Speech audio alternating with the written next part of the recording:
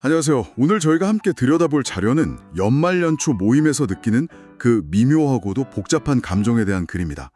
한 해를 마무리하고 새해를 맞이하는 자리, 분명 설레고 반가운 시간인데 이상하게 집에 돌아오는 길에는 마음 한구석에 무겁게 내려앉았던 경험, 다들 한 번쯤 있으시죠?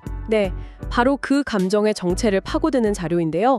오랜만에 만난 친구의 화려한 성공담, 동료의 억대 연봉 계약 소식을 들으면서 진심으로 박수는 쳐주는데 동시에 나도 모르게 나는 올 한 해 뭘 했나 이런 생각에 위축되는 순간이요. 오늘 자료는 그 불편함의 원인을 심리학과 통계학을 넘나들면서 아주 흥미롭게 분석하고 있습니다. 맞아요. 그래서 오늘 저희의 목표는 이 자료들을 바탕으로 다른 사람들의 그런 편집된 이야기에 내 마음이 흔들리지 않도록 좀 단단한 심리적 방어막을 만드는 겁니다. 일종의 감정 방어 훈련이라고 할까요? 네, 좋은 표현이네요. 감정 방어 훈련. 자, 그럼 본격적으로 그 훈련을 시작해 보겠습니다. 우선 그 모임의 풍경부터 그려보죠. 을에 들려오는 이야기들이 있잖아요. 누가 어느 회사로 이직하면서 연봉을 2배로 올렸다더라. 누구는 코인 투자로 몇 년치 연봉을 벌었다더라. 누구 자녀는 이번에 명문대에 합격했다더라. 이런 것들이요. 네, 맞아요. 이런 이야기들이 막 폭죽처럼 터지는 와중에 나는 그저 조용히 고개를 끄덕이고 있을 때가 많죠.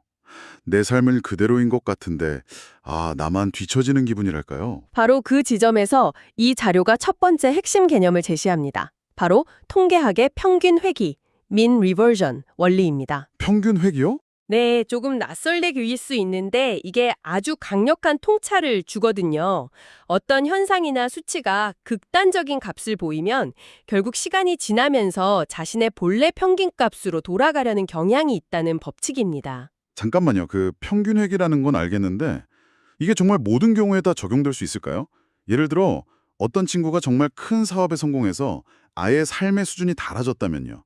그건 일시적인 고점이 아니라 영구적인 변화처럼 보이는데 그걸 언젠가는 평균으로 돌아간다고 말하기는 좀 어렵지 않나요? 그건 좀 현실과 맞지 않는 위로처럼 들리기도 하는데요. 아주 좋은 질문입니다. 바로 그 지점에서 평균 회귀를 오해라면 안 됩니다. 여기서 말하는 평균으로의 회귀는 그 사람이 다시 가난해진다. 이런 뜻이 아니거든요. 그런 건 아니고요. 네. 그 극적인 성공이라는 이벤트가 주는 강렬한 행복감이나 성취감, 그러니까 그 감정의 고점이 다시 일상으로 돌아온다는 의미에 더 가깝죠. 그래서 자료에서는 이 부분을 연출된 고점, staged peak이라는 아주 기가 막힌 표현으로 설명합니다. 연출된 고점이요. 그러니까 우리가 모임에서 듣는 이야기는 그 사람 인생 전체라는 영화의 예고편, 그것도 가장 멋진 장면만 모아놓은 하이라이트 영상 같은 거라는 말씀이시군요. 소셜미디어에 가장 행복해 보이는 여행 사진만 골라서 올리는 거랑 똑같은 심리죠. 그 사업 대박을 이룬 친구도 바로 그 다음 날이면 골치 아픈 세금 문제랑 직원 관리 문제로 머리를 싸매고 있을 겁니다. 그렇죠. 현실적인 문제들이 있겠죠. 그럼요. 자녀를 명문대에 보낸 부모도 당장 다음 학기 등록금 걱정, 또 자녀의 낯선 환경 적응 문제로 고민할 거고요. 우리는 그들의 인생에서 가장 반짝이는 단 하나의 스냅샷이랑 온갖 희로애락이 뒤섞인 나의 24시간짜리 다큐멘터리를 비교하고 있었던 겁니다. 애초에 비교 자체가 성립되지 않는 불공정한 게임이죠. 불공정한 게임이라는 말이 확 와닿네요. 상대는 가장 잘 나온 사진 한 장을 보여주는데 나는 내 민낯이 담긴 앨범 전체를 펼쳐놓고 비교하는 셈이니까요. 이길 수가 없죠. 바로 그겁니다.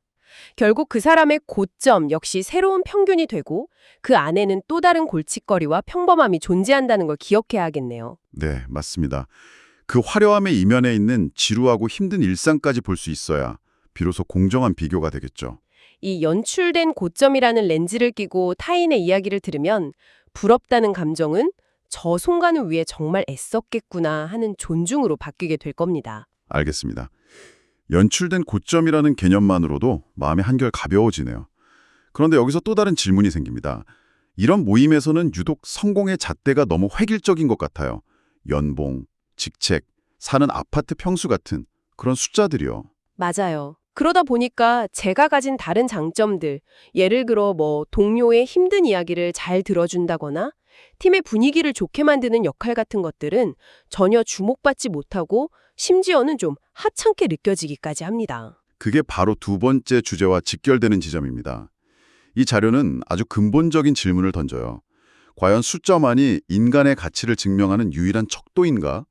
그리고 이 질문에 답하기 위해 정말 인상 깊은 비유를 하나 가져옵니다. 금의 무게를 재는 저울로 보석의 투명함을 평가할 수 없다. 그 비유 정말 날카롭네요. 금의 가치는 무게로 결정되지만 다이아몬드의 가치는 투명도나 커팅 같은 전혀 다른 기준으로 평가되죠. 그렇죠. 같은 저울에 올릴 수조차 없고요. 우리가 가진 내면의 가치들도 마찬가지라는 거군요. 그렇습니다. 하지만 여기서 한 걸음 더 나아가야 해요. 말씀하신 것처럼 현실에서는 모두가 그 금저울에 올라가고 싶어 하잖아요. 그렇죠, 다들. 사회 전체가 그 저울만이 유일한 성공의 척도라고 외치는 것 같을 때 나 혼자 나는 보석이라서 괜찮아 라고 생각하는 게 과연 쉬울까요? 아, 그건 굉장히 외롭고 힘든 싸움일 것 같은데요. 맞아요. 정신 승리 아니냐는 비아냥을 들을 수도 있고요. 네네. 그래서 자료는 우리가 가진 가치를 인격적 자산이라는 개념으로 구체화합니다. 이건 막연한 정신 승리가 아니라 실제하는 자산이라는 거죠. 인격적 자산이요? 네. 예를 들어 당신이 가진 성실함, 동료를 돕는 이타심, 위기 상황에서의 침착함, 새로운 것을 배우려는 열정 같은 것들이요. 이런 것들은 당장 연봉처럼 숫자로 지키지는 않지만 장기적으로는 당신의 커리어와 인간관계를 훨씬 더 단단하고 풍요롭게 만드는 실질적인 자본입니다. 생각해보면 그렇네요. 당장 연봉이 높은 동료가 부러울 수는 있지만 제가 정말 중요한 프로젝트를 함께하고 싶은 사람 혹은 제가 힘들 때 속마음을 털어놓고 싶은 사람은 연봉 액수와는 상관없이 신뢰할 수 있는 인격적 자산이 풍부한 사람이니까요. 그 가치는 돈으로 살 수 없는 거고요. 바로 그겁니다. 금자울 위에서의 경쟁은 매우 지치고 소모적이거든요. 언제나 나보다 더 무거운 금을 가진 사람이 나타나기 마련이죠. 하지만 인격적 자산이라는 나만의 저울을 갖게 되면 우리는 그 무의미한 경쟁에서 벗어나 스스로의 가치를 온전히 지킬 수 있습니다. 다른 저울에 올라가서 실망할 필요가 없는 거군요. 네, 없는 거죠. 좋습니다. 타인의 연출된 고점에 속지 않고 나만의 인격적 자산을 소중히 여기는 것. 이 두 가지만으로도 마음의 방어막이 꽤 두꺼워진 느낌입니다. 자, 그런데 이 방어막이 뚫렸을 때가 문제인 것 같아요. 모임에서 느꼈던 그 초라함, 열등감, 질투 같은 감정들.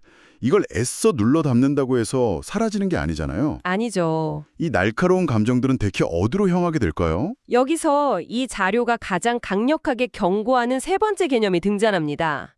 바로 심리학 용어인 전치, 디스플레이스먼트의 위험입니다. 전치요? 네, 전치란 특정 대상에게서 느낀 감정을 그 대상에게 직접 표현하지 못하고 엉뚱하고 좀 안전한 제3의 대상에게 터뜨리는 현상을 말합니다. 일종의 감정의 화풀이인 셈이죠. 아, 바로 이해가 되네요. 자료에 나온 예시처럼 회사에서 상사에게 깨지고 와서 집에 와서 배우자에게 괜히 큰 소리를 치는 경우, 네, 아주 흔한 경우죠. 혹은 친구의 성공담에 속이 쓰렸는데 집에 와서 아이의 사소한 실수에 버럭 화를 내는 경우. 이건 정말 너무 흔해서 섬뜩할 정도인데요. 저 역시 자유롭지 못한 것 같고요. 네, 많은 사람들이 무의식적으로 저지르는 실수입니다. 하지만 이 자료는 그 행동의 본질을 아주 날카롭게 지적해요.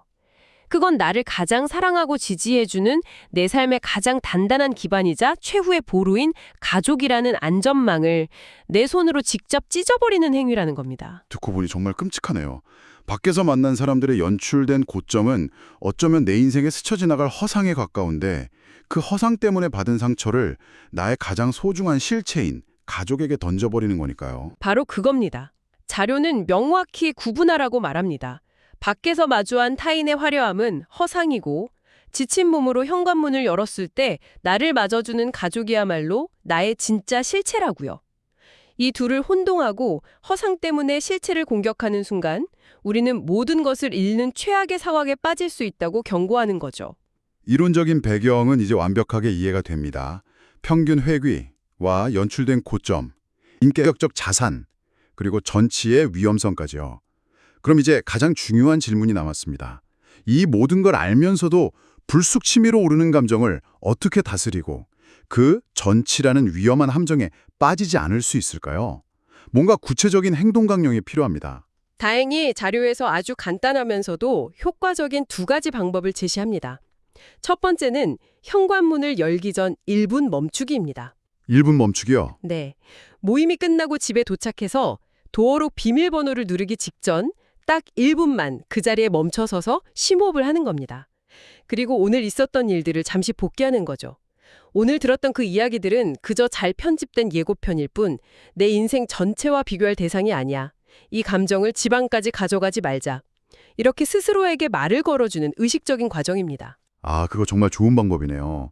밖에서 묻혀온 부정적인 감정의 먼지를 집 안으로 가져오기 전에 현관 앞에서 한번 툭툭 털어내는 이미지랄까요? 일종의 감정의 에어샤워네요. 네, 그렇죠. 그것만으로도 집에 들어갈 때 마음가짐이 완전히 달라질 것 같습니다. 그렇죠. 그렇게 마음을 한번 정돈했다면 그 다음 두 번째 방법으로 넘어갑니다.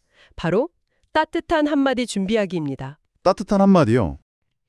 내 생각을 정리하면서 오늘 하루 고생한 나 자신과 또 묵묵히 내 곁을 지켜준 가족에 건넬 말을 미리 준비하는 겁니다. 아주 거창할 필요 없어요. 자료의 예시처럼 오늘 하루도 정말 수고했어 라든지 배우자에게 당신이 있어줘서 정말 고마워 같은 아주 사소하고 평범한 말이면 충분합니다. 이건 단순히 부정적인 감정을 털어내는 것을 넘어서 그 빈자리를 긍정적인 감정으로 채우는 훨씬 더 적극적인 방법이네요. 맞습니다. 시선을 타인의 화려한 허상에서 내 곁에 있는 소중한 실체로 완전히 돌려놓는 강력한 스위치군요. 네. 그렇게 따뜻한 말을 마음에 품고 현관문을 여는 사람은 밖에서 느꼈던 열등감이나 초조함을 가족에게 전치시킬 확률이 현저히 낮아질 겁니다.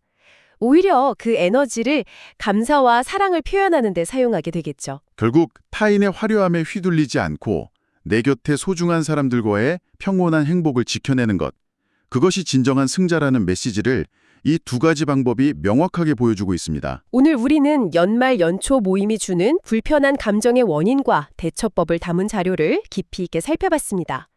타인의 성공담은 연출된 고점일 뿐이라는 평균 회귀의 원칙을 배웠고 숫자로 측정할 수 없는 나만의 인격적 자산의 중요성을 다시 한번 확인했습니다. 네, 그리고 밖에서 받은 상처를 소중한 사람에게 풀어서는 안 된다는 전치의 위험성까지 짚어봤죠. 맞습니다. 오늘 이야기는 주로 타인의 이야기에 우리가 어떻게 반응하고 스스로를 지킬 것인지에 초점이 맞춰져 있었잖아요. 그렇다면 마지막으로 우리 스스로에게 이런 질문을 던져보면 어떨까요?